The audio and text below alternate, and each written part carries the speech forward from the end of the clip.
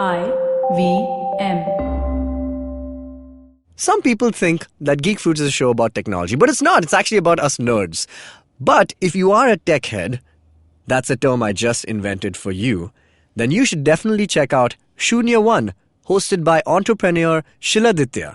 It's a roundtable discussion about all the tech things you can find in India. Every week, check out the biggest headlines to dissect and discuss from tech, business, and the business of tech. That's Shunya One, every week on the IVM podcast app and anywhere you like to listen to podcasts.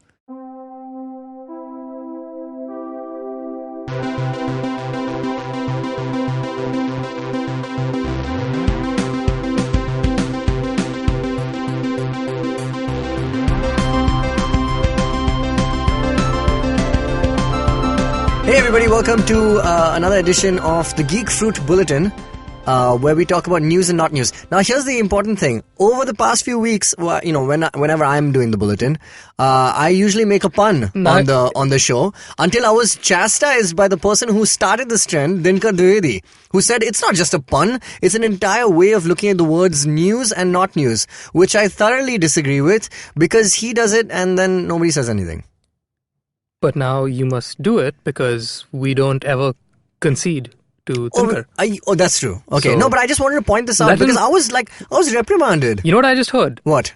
Dinkar was whining at me and I'm going to let him win. Okay, you can't let him win. I know. I just wanted to point this out to fans and say, hey, here's a chance for you to fight for what you like. You're doing him a favor by adding more people to the Dinks army? Yeah. All right. So just hurry up and do the thing. Maybe we should just go and get a drink. Just stop. Jishnu. Stop talking and do the thing. Yeah, I'm saying maybe we should after this go and get a drink.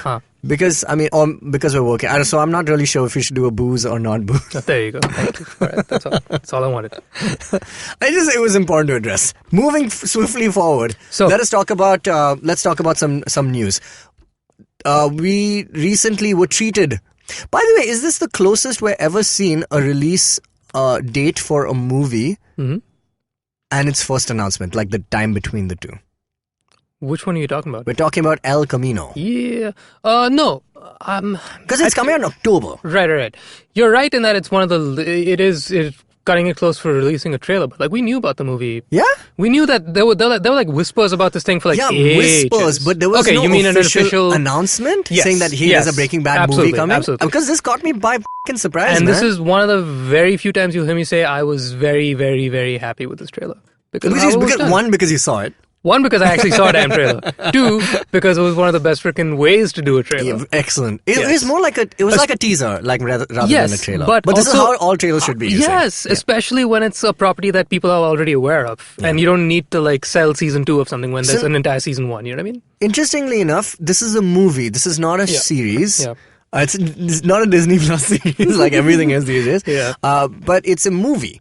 And but something about the trailer was very like a TV show trailer, and that's what's cool. Like a Sopranos kind of trailer, which makes sense. Or something, which is great. So it's coming from those roots. Yeah. So El Camino, we've already spoken about it a lot, but it's obviously a Breaking Bad spin-off film. Written by Vince Gilligan? I believe. Directed by Vince Gilligan? I believe. Wow. Okay. And it's all about one Jesse Pinkman. So tell us about what do you think? What I don't even know where to begin. But I don't know. I have no idea. That's great. It's great. It's a beautiful trailer. Go watch it. It's literally one scene. It's almost a snippet of a scene. Yeah. But the thing that made me really sad. I mean, obviously I'm excited about it. But the thing that made me really sad is that I was like, upset. No, not that. No, I was just so upset because I was like, oh man, Jesse Pinkman's story is not over, and that is sad because. Yeah, of course he's guilty of many crimes, but he was a kid. He's a kid in the show and he just does things and he's not a smart, scheming guy like Heisenberg is, right? He's just a guy who's just going about his life and bad things happen to him and he's a bit of a vagabond, but he's just gone through shit. He's tenacious. He's tenacious, yes. He's survived. He's a survivor. But the thing is that it's so sad. I was just like, man, you feel so much hurt and pain for this guy. And you just want him to be just let him rest, And at the end of the show, end of Breaking Bad, and we won't spoil anything for the people who haven't seen it, but whatever. But the thing is that he gets to go on and, live his life how he wants. Right. essentially post all this PTSD. I mean, like, it's so much trauma. So I was just like, so of course it has to be about Jesse Pinkman, but it's like, oh man, I just wish that this guy would rest. He's honestly like a Spider-Man though in that regard. It's He's the Breaking Bad Spider-Man. He'll never catch a break. Yeah. It's always like one last little bite. But I hope he gets his comeuppance. And I hope that's what this movie is about. It's gotta be. Because he needs to hold he should be the one who knocks now. You know what I mean? that would be amazing to see. Not anybody else. Have you heard about the whiskey that they're making? Is whiskey or is it tequila? It should be tequila, right? Tequila, yeah. Cranston and him have made. Yeah, no, I've not read about it. But, with the build up to this, like obviously there had been whispers that there was something happening. They had to make a product together. That's the brilliance of it. So the beautiful part is like... Is it blue? No, I wish. But it's tight. Yeah. The best part was that like for months as the teasers were happening and people knew that they were together, the two of them. Yeah. And they're like, hey, why are these two guys hanging out randomly years after the fact? Something's up, something smells fishy. That's cool. And their excuse, a great excuse, was like, well, we've actually have been working together on this brand new shiny alcohol that you can buy, branded and all that kind of stuff. And it was like, I'll take that. Like That's great. That was great. And is it real though? It's real. You can buy it. Okay, so you can buy it. Yeah. I forget what it's called. I don't really care. It's fine. It's some super expensive. Science. Some things, magnets, bitch. That's great. But That's amazing. So because of the movie coming out, two things I want to talk about. So another movie that's coming out on Netflix very soon, big news, big hype around it, is The Irishman. Have you heard about this? Martin Scorsese's The Irishman. I did see the trailer. It's got a who's who. Are you excited for it? Oh my god, yes. Okay, It's got a who's who heavy hitters list. It's a Scorsese movie. They brought back freaking Joe Pesci out of retirement for this. I love Joe Pesci. And it's a 3.5-hour movie. It's longer than Endgame. But now here's what I want to talk about. Okay. I personally am ecstatic at Netflix's decision to start debuting movies they will more and more selected, just on cinema runs though, so it's what I'm getting at especially is they're not doing film. The Irishman is not going to be in major theaters. So it's not going to be at your AMCs and things like that. Alankar Talkies. It'll be at your New Empire and things like that. It's not going to go to PVR. Things like that. That's interesting. Idea being that if, from what I understand, especially with your big North American film theater chains, right? They have like a 3-month period that they usually sign in for like such big name movies, exclusivity for like a 3-month run, and Netflix doesn't want to do that. They wanted to have a 27-day run only, which is far less. But they always do theater runs so that it'll be eligible for the Oscars. That's the only reason why they would go at all. Which is why they're doing it for 27 days and in smaller theaters, because smaller theaters are like, we'll take the big movie. Of course we will. Yeah. That's actually really good. Exactly. And then the big name theaters are like, guys. well, screw it. We'll just get the other 20 Marvel movies that are coming out instead. That will be fine. That's true. They will fill the seats with completely. Them, So there's no worry there. But I love the fact that they're giving it straight to the audience on the day off, however you want to watch it. Like that equalizing factor for us is great, because it's especially good. I don't know how I feel about it. I'm very ecstatic because we've complained ad nauseum about the dilemma of like watching movies in Indian theaters. In Indian theaters, yes. Exactly. For those reasons, yes. But like when I was in Dubai, I went for Hobbs and Shaw. But a sublime theater experience. Right. No interval, no nothing, no nonsense. Yeah. Just it should be, movie. Right? Yeah, let the movie be the freaking movie. It's perfect, yeah. So because of that, no national anthem. Sorry, right? I have to say this. No, of course. As much as I'm just very brave on this podcast. I don't know what to say. I'll say whatever I want.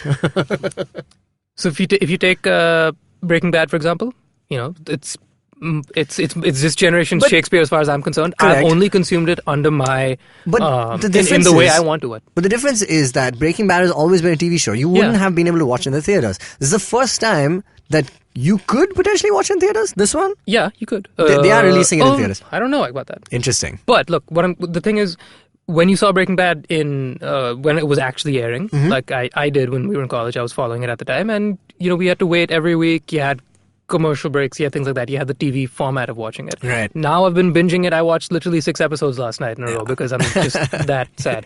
But I am ecstatic that I get to see it again, not only to see the story continue, but to see it exactly as it's supposed to be done. You know what I mean? Like, I'm not going to see it via some other networks thingy with a random shampoo ad in the middle. A shampoo ad. You know what I mean? Yeah, like, I get it. I can finally see it the way it's supposed to be seen. No, fair which enough. is a problem that like every TV show has. And it's just I agree completely, but like I think our Indian theater system is we've spoken about this at length. But man, like when I was growing up in Dubai, it was like 18 years of watching films like perfectly. Like, in the sense that it was going to the theater, making a big deal about it, going for Matrix, blah, blah, blah. Perfectly, no stupid audience members. But you know what I did see, and you may agree with so I was talking to my brother who lives there, who I went to see just recently. And he was like, man, I really want to watch Avengers in India because people in Dubai just not as excited in the theaters, which I know you would like because you would like to have like a more quiet experience. But I do love the time and place. Yeah, exactly. Right? Some movies, time and place. Exactly. Yeah. And I was just like, so I mean, in that way, India is better. Like when we watched Endgame together, it was like a magical experience, right? Because like everyone's excited. Yeah, of course they don't shut up for way too long. Man, trust me, I saw some videos of other theaters which are well worse than that, which just would not. Like there's this clip of this theater in like I think in Malaysia somewhere, and they're literally just going like, oh, people are standing up, like it's like a Salman Khan movie, which is really awesome that they can create that. But I think we had a really good blend of like people when shut up and when do not. So I think that's really good about our experience here. But in Dubai, it's like a little sanitized, you know. Yeah. So whatever. That's your luck with the people you're going exactly. with. And we went for a midnight, so people who are going for those are quite committed to the we film. We had the shittiest time watching Lion King, Oh, man, so it's just dumb luck. So pick of the day. Yeah. All right, so that's that. I wanted to talk about one thing. This is a small news, and we should dedicate all of 30 seconds to it. The Falcon will not be Captain America in The Falcon and the Winter Soldier. Go, give me a hot take. Cool. Great. Moving on. Yeah, I'm okay with that conceptually. I actually love the Falcon. Yeah, he's fine. Yeah. Great. Right. So I wanted to tell you this. So last year in Abu Dhabi, they opened Warner Brothers World, which is a theme park. Oh, I don't know. It was just a year ago. Okay. Yeah, it just opened. And so I went, when I was in Dubai this time, my brother and I were like, yo, we got to do this. All I can say, as far as indoor theme parks go, and that's a thing, by the way, because in Dubai it's way too hot to go in the summer. It's like 45 degrees. If you go outside, somebody's going to pass out, especially small kids. So the thing is, but the amount of attention to detail is really cool theme park because it had all the WB properties, which obviously made me think about a few things. One is they had they had few areas. So they had the WB Square, and then around it are the different worlds. So they had the Flintstones, which is arguably one of my favorites. They had the Looney Tunes one, all the WB Looney Tunes characters. They had Gotham City and they had Metropolis. So Metropolis was more like Superman and Justice League and stuff. Batman got his own thing. Gotham City was really great. So the cool thing about the attention to details, like these posters on the wall saying that, wanted Joe Chill or the Flying Graysons, blah, blah, blah, cancelled, all that crap. So really, really cool. But the interesting thing that I came away from that was like, wow, this is such a highly curated, amazing world that they have made, and it's like really fresh and all the rides are really great and stuff, but I was just like, man, does Warner Brothers not have the idea to start their own streaming service, man? Because they have really good IPs on their hands, and I have a feeling that obviously the biggest part of bringing the Matrix back is that that's one of their biggest properties. Warner Brothers owns the Matrix. They also own Harry Potter, and they have DC. So they have these three really, really big IPs, which they've not kind of managed to squeeze the juice out of like as much as Disney has. Yeah. But there's a definitive potential there, which I would be surprised if they haven't considered already. What are your thoughts on this? I don't know. I guess you're very right in that it's surprising they haven't, now that you mention it. And they've definitely thought about it. They have so many movies. But I mean, we were just talking about the fact that there's oversaturation in the Disney camp. That's meaningless to us, the viewers. For them, it's like market share, right? They have to capture the audience. Well, so in that vein, are they maybe thinking for the betterment of their audience, unlike Disney in that regard? It's like, maybe let's not oversaturate them. I don't think that's the thing that crosses their mind. For them, it's like, hey, how do we get more people onto our... That's the end game. if I may say so. Like, because I'll tell you why. Because they have been slowly building that CW universe to whatever it is right now. It is a force of to reckon with. Some force, yeah. And they have a huge viewer base, which accounts for something. So they're sticking to the more traditional style of. I mean, until they don't, man. Yeah. Like until they just do not. They have Doom Patrol and all these things which are on the DC Universe app. So they have they've got your whole DC. They have all of Hanna-Barbera basically, right? Yeah, they have all of the Cartoon Network is them. So can you imagine that? That's something awesome. It's like I was like, and this is what I'm seeing, right? Like, remember back in the day when cable was on, right? And people had to buy big bundles packages, and hey, packages, this and you get all these channels. And then when they announced, hey, you can watch any movie you want streaming now for a very low price, just watch whatever you want on Netflix. You gave everybody the movies and they were like, oh, cool, this is the end of the problem of cable packages. Yeah. But we are back square in the same place we were because of the sheer number of services that are popping up, right? So we started off with Netflix saying, okay, cool, Amazon Prime, Disney now, okay, there's Hotstar, sure, that's some other stuff, there's Star stuff, but like in India, there's Z and there's like Bajaj, there's so many different things, and in the States, there's Hulu, there's HBO Go, there's all these things which are coming together to kind of do these. I think we're back exactly in the same place we were maybe 15 years ago, where cable was like a fight between like networks, and now they've kind of fooled us into thinking, because if you just do the math, Jishnu, how much money are you spending a lot on streaming services? And I'm including Spotify and Apple Music, whatever it is. You're still spending the same amount of money you would on like cable programming, and that's insane. And I would be surprised if DC is not, or Warner Brothers specifically so, is not trying to build out of these IPs. I think they're going to relaunch The Matrix, and this is my official take. Call me back in 5 years to respond to my previous comments. But The Matrix is going to launch a Matrix universe.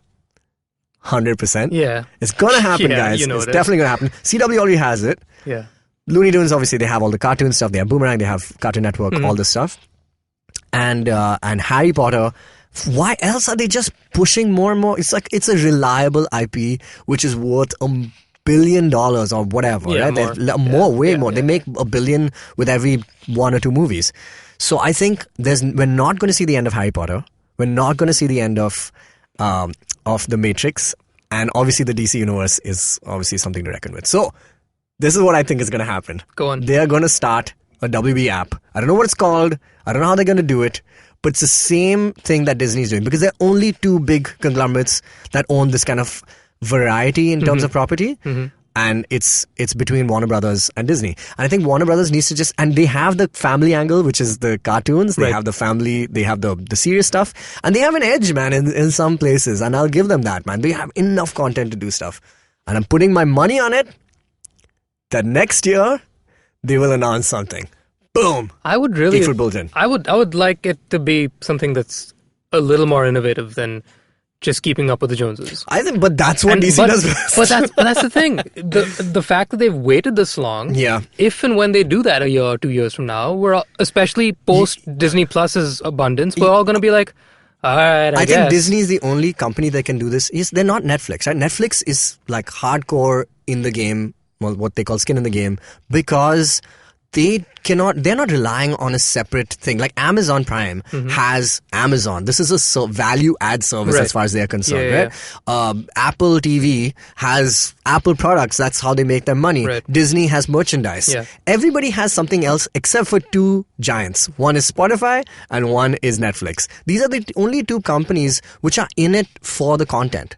That's it. Right. Which makes it really interesting, because everybody else can lean on their other stuff to kind of make these networks happen. But so WB obviously has the films and they have merchandise and everything like that. So I would be surprised if they haven't like considered doing this. But I think they've been delayed because their DC universe in the films have not taken off in the same way that they would have liked. I mean, have not taken off, period. Well, now they're kind of coming together, but that's probably why. That's true. I mean, if you say it that way, the DC movies are probably the biggest investments that they've made. Yes, at least in movies. Apart from Harry Potter, yes. In movies, at least, lately. Man, and then Amazon has now like Lord of the Rings. Or they already have a streaming service, but that's different. But I think WB is like like for me, it was like while I was there in this Warner Brothers world, I was looking at all this stuff and I was like, yo, What a flippin' no-brainer, man! Like this is the bundling together of things right now is what seems to be the trend. Man, they did it first with theme parks, like Universal Studios doing all of that stuff. I don't know, Universal is his own company, but like, if Warner Brothers ever decided to go that way, just to kind of compete with Disney, and they'll have to, man, because they have enough property. Anyway, it's an interesting thought. It's a very interesting thought. And I saw it. I'm hopeful. I'm just hopeful that they do better than just join the gang, because that's like, if you do it this late in the game, it's kind of like it defeats the point of it. It's like because I think the fatigue of doing it like 10 years after the fact is going to be like... It's not 10 years, dude. Disney is starting... It's not even started. Netflix. You know what I mean? Like, yeah, but Netflix obviously had to. But what I mean is, we're so, like you're saying, we're so used to having such easy open access at the click of a button to everything. Yeah.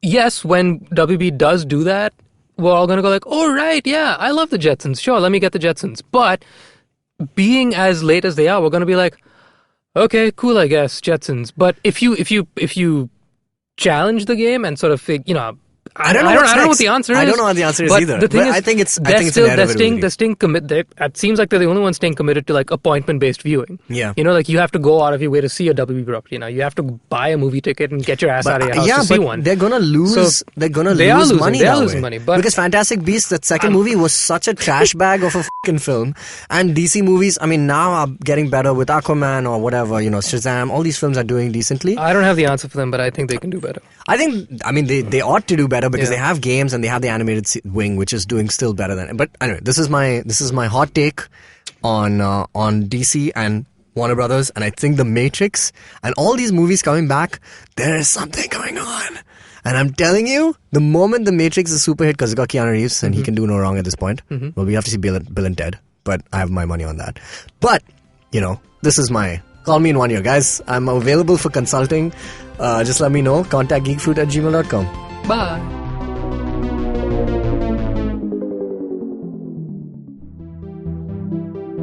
Hello everyone, welcome to Tech Careers in the New podcast series presented by Accenture. I'm your host, Shiladitya Mukhopadhyay. In this podcast series, we'll get you the latest and greatest in the world of technology that's shaping the future of business as we know it. We're talking intelligent platforms, cloud, AI, blockchain, extended reality, and a whole lot more. Every fortnight on Wednesdays, we'll have for you a hot topic with expert speakers from Accenture talking about top trends in the space, how these are changing the world and creating growth across industries. And importantly, we'll tell you how you can learn more, build your skills and expertise to grow and stay relevant in your career. Episodes out on the IVM Podcast app or wherever you get your podcast from. This is the amazing story of something awesome. Once, Chuck decided to start a podcast, and so he did. The end. Okay, that was a crappy story. But I've got some really cool stories over at my new show, The Origin of Things. On this podcast, I look at the stories of how brands came into being and sometimes evolved out of quite unexpected circumstances. And to make it really fun, I reveal the name of the brand and sometimes a category only at the very end. The show is 5 to 7 minutes per episode and perfect for trivia junkies and brand nerds, especially those with short attention spans. New episodes out every Wednesday on IVM Podcasts app or website or any podcast app or site that you happen to prefer. End of story, they lived happily ever after.